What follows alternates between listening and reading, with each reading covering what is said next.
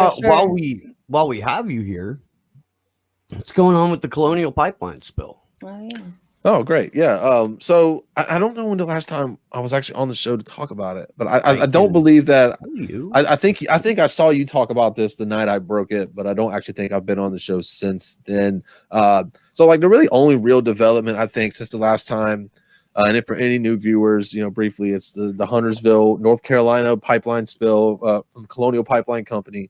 1.2 million gallons of gasoline into a nature preserve. Lots of discrepancies in the initial reports. First, it was 63,000 gallons. Then it was 200 and I think 50 some thousand gallons. And then they had to pull some teeth to finally get them to come out with the real number, which was 1.2 million. Colonial Pipeline's got a history of neglecting their pipes and a history of spills. And the latest update is basically I broke a report that was published by PEMSA, the regulating body. It stands for the Pipeline and Hazardous Materials Safety Administration. That's the federal body that oversees the pipeline regulations. They basically put out a report that said, and I'm paraphrasing here, but the entirety of the 5,500-mile pipeline that runs from Texas up to New Jersey, the entirety of the system is a public safety risk, an environmental safety risk, and a risk to property as well. And that at any point throughout the entirety of the pipeline, that conditions could exist to where another 1.2 million gallon plus leak could be happening at any moment. It could be happening right now. And just like with the spill in Huntersville, North Carolina, we could not know about it for weeks because, mind you, Colonial Pipeline did not detect this spill themselves. The only reason they found out about it was two teenagers on ATVs doing what they do in Huntersville, North Carolina, because that's literally probably having an ATV has got to be a prerequisite for living out that way. You got to there's got to be something to do. It's the only way you're ever gonna kiss a girl. There's plenty of room. There's plenty of room to fuck off on four-wheelers out there for sure. And but if they wouldn't have been riding through there and smelled the gas and alerted authorities, it could still fucking be leaking for all we know. And that's the scary part, is that even Colonial doesn't know how long it actually leaked for to get that amount. We know from you like how often they actually check the lines, and we know from you how often they, they'll follow up on something like this, and then from you as well, we also know like how often they pay a consequence for something like this, which is not often and not much. No, it's usually a strongly worded letter. So far we haven't gotten past the strongly worded letter stage. I want to make that clear. PEMSA, the regulatory body, they're talking a big game right now. They're dragging Colonial through the coals. Not only did they, say that, hey, your entire line poses a safety risk that's essentially a ticking time bomb of 1 million gallon plus leak, a catastrophic leak at any moment. And by the way, guys, this spill happened, on a patch of land that thankfully didn't contaminate any groundwater or any drinking water. The groundwater screwed. But the drinking water, luckily, there's been no poison detected as of yet. But this pipeline crosses over numerous bodies of water, drinking water sources, including the Mississippi River, on its way out of Mississippi and into Louisiana as it goes into Texas. Now, imagine 1 million gallons of gasoline or more spilling into one of the largest water sources in our country. It could have catastrophic effects. And for once, it's not just me saying this, it's the federal government actually agreeing with me for once, which is a rare thing. But like I said, they're talking a tough game. They're demanding that Colonial Pipeline perform a complete evaluation of their detection system and their inspection methods and record keeping. And basically, there's going to be some kind of review process made by the federal regulators and basically saying, you need to make these changes, blah, blah, blah. I expect fines to come down at some point. I mean, because regardless of this, enough people know about it now, thankfully, to where if the federal government doesn't fine Colonial Pipeline for for what they've done, even though they basically said that this leak was made worse. And I'm basically directly quoting this report, is that this leak and other leaks in the past were exacerbated by Colonial Pipeline's basically inadequacy at inspecting and detecting issues in their pipeline. So it's nice to hear the federal government admit that Colonial Pipeline has been completely screwing the entire country over, or especially the East Coast over, for decades now. And that it's nice to hear the federal government admit that they've been neglecting their pipeline. But if you guys have known this, would you guys just now realize this? I mean, let's put it in perspective. What's the most popular pipeline everybody knows about and everybody talks about now? It's Dakota Access. Mm-hmm. All right. The last time the Dakota Access Pipeline had an incident reported to federal regulators was in May of 2020. It was about 180 gallons, right? Since that time, Colonial Pipelines had 10 incidents, and that does include the 1.2 million gallons, which makes all the other gallon amounts look irrelevant by comparison. So there's really no point in bringing them up. But the point stands, and I make this point over and over again, is that while DAPL is bad, Colonial was actually worse. And neither one of them are going to be shut down anytime soon. The Biden administration basically just told everybody that thought that they were going to, anybody that actually thought that Biden was going to shut down DAPL was severely misguided. Let's just say that. But now that he's made it official that he won't, that, as you know, they tend to do, because look, guys, once you start operating an actual pipeline, once the fuel starts flowing, once people in the region start seeing their gas prices go down, you have a hard time shutting off the pipeline permanently. Maybe if you need to make repairs, maybe if there's an inspection of some sort that requires shutting it down for a few hours. But as we saw 4 years ago, Colonial Pipeline had an explosion in Alabama. It caused the pipeline to shut down for a couple of weeks. We had a gas shortage all across the East Coast. Gallons of gas were like $6, $7, $8 a gallon. And, you know, if you've got money, that might piss you off when you drive by the gas station. But I know several people that I know right now. I know that these are people that we can all relate to, that literally have $5 in their wallet right now, and they're gonna take that $5 and put it in their gas tank to get to work tomorrow morning. And if that $5 only buys them 1 gallon of gas, those are the people that are going to pay the price. That's as fucking far as they're going. Yeah, it's an unfortunate reality. It's a disheartening reality, but it's the reality we live in. So if we're going to have these godforsaken pipelines, two things need to happen. One, companies like Colonial, especially Colonial, need to be paraded out in front of public, basically, and made an example out of. And for all the other companies, including DAPL, to basically say, hey, you're not going to be able to do business like this anymore, or else you won't be able to do business anymore. We will revoke your license. We'll force a sale, because the government, and this goes into phase 2 here, not only did obviously they need PIMSA needs a bigger budget, it needs more manpower, it needs better technology to perform better inspections, but it also needs more teeth, and it needs to be able to hold up a Colonial Pipeline type company that just disregards its pipeline and pollutes the country at will, and say, we will revoke your business license, and we won't allow you to run this pipeline. We will force a sale. And I know a lot of capitalist people do not like to hear that phrase out there.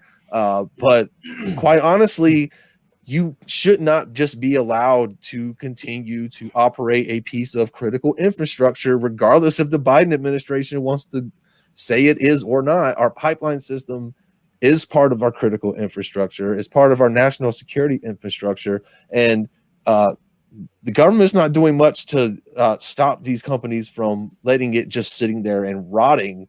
But if you're going to do that, something has got to change. Somebody's got to say, you can't just let it sit here and rot, because if you do, we're going to force you to sell it to someone who will gladly take your profits off of you and take better care of it. Because if we don't make an example out of Colonial Pipeline right now, Dakota Access is going to look just like it in about 15 to 20 years. And now we're really going to be fucked. You know, just imagine when line 3 from Enbridge gets done. You know, I mean, this is a problem we can solve. But I mean, if he wanted to, Pete Buttigieg could walk into work tomorrow morning and order a complete top-down overhaul of PIMSA, which is part of the DOT, if he wanted to. If you wanted to. But he's never going to want to unless there's some kind of political expediency, because these are politicians we're dealing with. These are bureaucrats. Or he gets approval from, the people that tell him what to do. Yeah. Right. But they have to have some kind of incentive, right? I think they either got to be able to make money or get votes off of every decision that they make. Yeah. So protecting the planet doesn't factor in. Saving lives doesn't factor in. No. How it's going to affect, groundwater or like kids' health or anything, it never is going to factor in. It is something like we really need to get across to people. Is that Pete Buttigieg doesn't give a fuck about you. Never going to give a fuck about you. All I want to say is that $2.2 trillion. $2.2 trillion in the infrastructure package. You wonder how much is going to the pipeline system? Okay. Nothing. But and it is considered critical infrastructure. But I had somebody ask me a valid question the other day. Why on earth would I want my tax money to be given to these oil companies? Shouldn't they be the ones inspecting their pipes? Yes, they should. They should also be required to do it more often. But here's also the thing: PIMSA doesn't have enough manpower, and it's not about just giving these companies the money, right? It's not about, we're going to help you inspect them.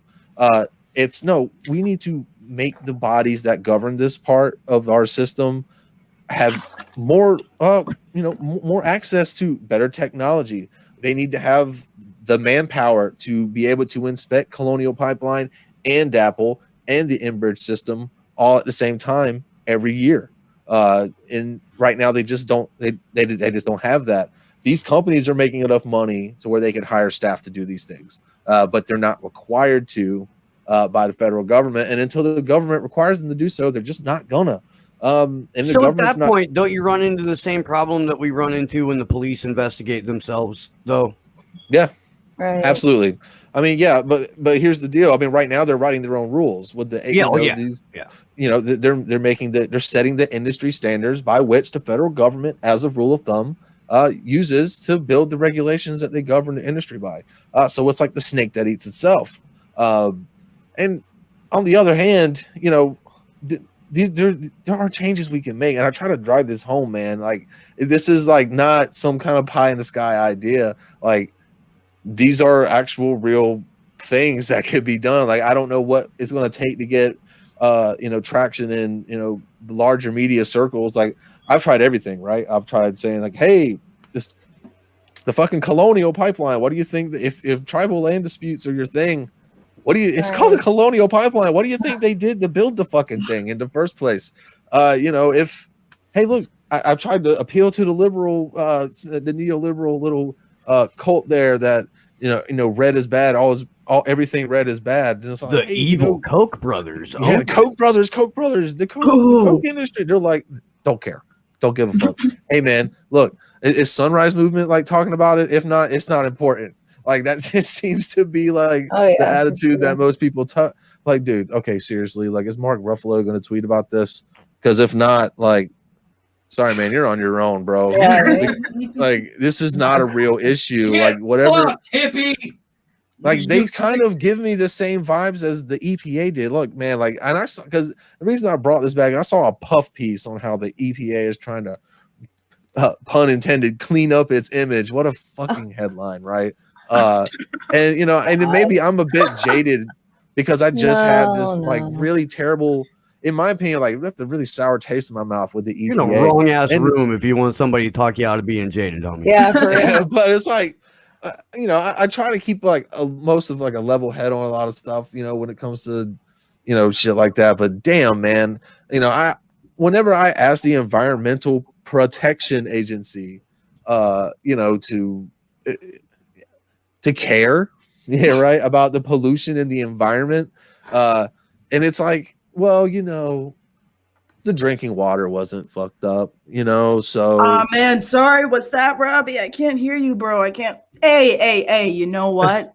the water's not radioactive and it's not in your tap water. Right. There's not people actively sprouting new appendages in the immediate vicinity.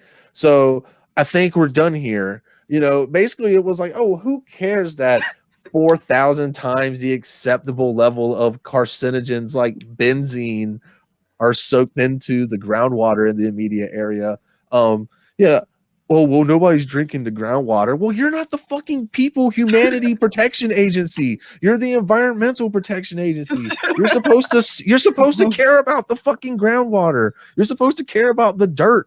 Like that's the fucking You're environment. supposed to care about the ocean, the What are you coastline. doing? It's like we're having a similar problem on a much smaller scale, albeit with the freaking leaks and the gypsum stacks in Florida, because they're filled with like wastewater that gets into the oceans and causes like algal blooms and red tides and fish kills. And because there's been a leak at one around Tampa Bay, they're just like, oh no, it's okay. The water's not radioactive. We're just pumping the wastewater into Tampa Bay. You know, at the very worst, we're gonna get like a small algal bloom, but that's fine. And you get like source, dude, trust me, right? You know what I mean? Like because like that's where we're at now. But how are you? The Source, word protection, Joe, the meth head down the street. The word protection is in the fucking name of your agency. So tell me how you are protecting something if you only show up after something's been fucked up. Like, aren't you supposed to be protecting it from getting fucked up in the first place? You know, and they're like, yeah, well, actually, that's not part of our charter. This article, literally, it was from The Verge. I know that's the outlet that released the article. So if anybody wants to read this, it just blew my mind how in the article the EPA is kicking around the idea of starting a brand new initiative on climate justice. Well, what the fuck you been doing for the last? I don't know. Like, what the fuck have you been doing? Stroking it, dude. They've been out there with their fucking dicks out, just fucking playing with them for like 8 years. In here, I thought this whole time climate justice was kind of the entire point of your agency, when really, I guess it was like, I don't even know. Like, I don't know. Can somebody Can somebody tell me what? Like, seriously, what does the EPA do, guys? What does it do? The EPA prevents homeowners and small landowners from fishing on their own property. Yeah. That's what the EPA does. The EPA will fine a private homeowner 20 grand, 200 grand, you know, if they put a fucking sprinkler in the wrong spot. But like here with what we're talking about, no, sorry, that's not part of our mandate. Yeah. So what you're saying, Steve, outside of our that's a pay grade. You're saying the EPA is like a federal level homeowners association. Yeah. Essentially, yeah. That's like the worst kind. That's like the worst kind of. That's like the worst kind of organization. That's even worse. I didn't even think they could get worse, and then I had to make that comparison, and now I can't separate the two. The EPA was created 49 years ago because the Cuyahoga River was on fire. That's why. Did they put it out with a strongly worded letter? I think they put it out with more toxic chemicals, which is really fucking funny. They dumped a bunch of fucking foam and shit on it. But I mean, that's why we have an EPA in the first place, is because it got to a point to where rivers were burning.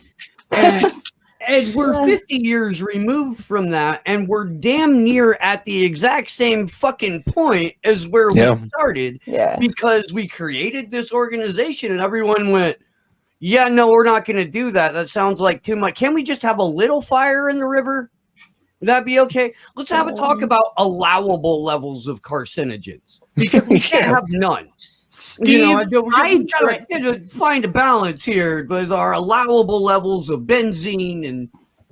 My drinking water isn't my water bottle isn't erupting into flames right now. I think totally we're good. Clear, and it looks like your background. I can't see you're holding up. I know. Yeah. It's a green water bottle. It's a green water bottle, Gatorade bottle, isn't it? And they have so many offices within the EPA like too. What are they doing? Every time I drink it, it like fuses into the background. I actually that's part of the reason why I keep using this. I feel like disappearing now. Every little office under the EPA all says like through innovative partnerships and collaboration. The same language and like all the different offices they have within the EPA.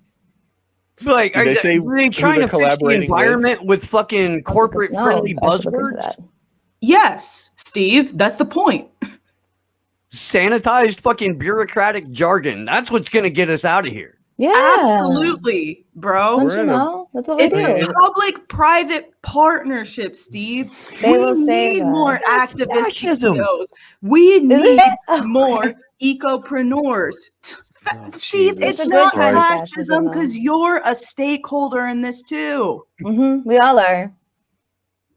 See, but the merger of corporations and state is the literal dictionary definition of fascism. But that's what these motherfuckers are bragging about. Steve, this is the good kind. We voted out fascism last year. Okay, the good kind. Chill. Yeah, that one's gone. That was bad fascism. This is good fascism.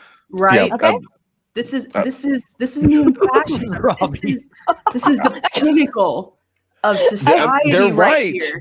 Steve. Bro, look at all this healing taking place. Yeah, I feel like reimagining everything. It's fun. I feel like a weight's been lifted off my shoulders. My soul's restored. I don't know about you. I know. I mean, in all honesty, though, I mean, we're fucked. Like hardcore. I mean, it's not even funny. I mean, it is funny because we are spinning our wheels in futility as we speak right now, even talking about this stuff, pretending like the people we're talking about ever are going to give a fuck, because they're never ever going to. You see, at the same time though, man, like we've got plans and contingency plans about, like communities that we're building out and places that we're going to, and granted, most of these are in the continental United States and we're fucked, but perhaps for a handful of generations, we won't get absorbed by the technocratic panopticon. I mean, we'll actually get to stay human beings for a little bit. Steve, you can cross the border to Mexico if you do it like how Commander X did it. Oh, bro, if I want to leave, I'm leaving. Like believe that. Yeah. Believe that. Well, but I'm concerned about more than just me. Well, I mean, I would say that, I mean, in a world where I wouldn't be surprised, right now, if I turned on CNN and because this is what the media has been like for the last 5 years. It's been the chyron at the bottom of news stations have said something like Trump eats Kit Kat's holes, eats Kit Kat's hole, refuses to take clothes off and shower, or some shit like that. You know, like that's what headlines have been. But you guys have been actually day in, day out covering the Assange story, which is like the most important thing. Before I got out of here, I just wanted to make sure that everybody watching, obviously you guys, if you're viewers, you guys know this already, but you guys seriously have done the greatest job covering the Assange trial, the entire case. Been fantastic. And Allie, you're part of the family now too. So I mean, you're gonna and look, it's not gonna stop anytime soon. And I'm sure that you're gonna do great. And because I think this is our first time being on with each other. So it is, yeah. Look, we're so fucking happy that Allie's here, right? Like it's great. I mean, always nice to make the family bigger. Oh, thank you. It's flattered, really, to be around all you guys. Robbie, you do wonderful work. If you're on, but you guys need to be the go-to source for Assange stuff. Like you guys, honestly, you should be, because I mean, day in, day out for how many weeks in a row, Steve? 94 now. Okay, so right. I mean, that's like 90. That's like 90 more than like anybody else in the entire field of journalism have done on Assange, and and I'm not trying to shit on any other. There are lots of great activists out there, but I mean, seriously, you guys have the dedication you guys showed to it is, fucking inspiring, dude. We picked up where where it looked like there was a little bit. It could use a little bit of help, and that's all we've done. I mean, that's all any of us can do. We just. Yeah. I mean, I feel like we just want to contribute, right? Even though, like I said, it does feel like a futile thing every once in a while when we really look at the big picture. But in the end, we just want to. I feel like everybody wants to be something bigger than themselves, and really, if you feel like you have the capabilities to make a difference, whether it's holding weekly vigils for, the most important free speech case in the history of the world, or, digging through a couple of campaign finance filings from time to time. I feel like we all have ways we can do that. And I'm just glad that there are like-minded people out there that are like, fuck it, we might not have the biggest platform, but let's come together like the Megazord and like do something like fantastic right now. Punch way up above our weight. Let's go. Oh, yeah. yeah. I mean, why not? I mean, because it's not about like, we had the discussion at the beginning of the show about credit, and all that. And, and in all seriousness, I mean, we joke about it. I mean, I joke about it. You guys seem like way more dead ass serious than I am Pay about this it man sometimes. his fucking money and give him his my goddamn man flowers. Robbie, his But it's checks. honestly not about credit. I mean, honestly, what we need to do, it's about the awareness, right? Like, to me, the Colonial pipeline thing, I don't care if anybody ever quotes a fucking single word I write about this thing. Anybody that wants to amplify the story, it'd be hard to do it. It'd be hard to do it without my reporting. Yeah. But if you did, if you found a way to do it, I mean, look,